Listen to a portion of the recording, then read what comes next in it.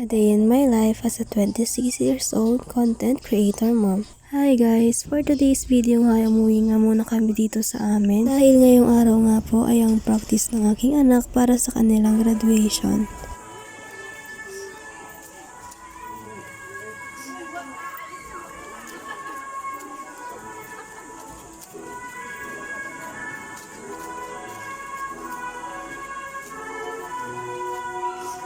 Ngayong araw nga ay tinuturo na nga rin sa kanilang kakantahin at sasayawin para sa kanilang graduation. Dahil isang linggo na nga lang sila makakapag-practice ay kailangan nga nilang masuulo ang lahat ng ito.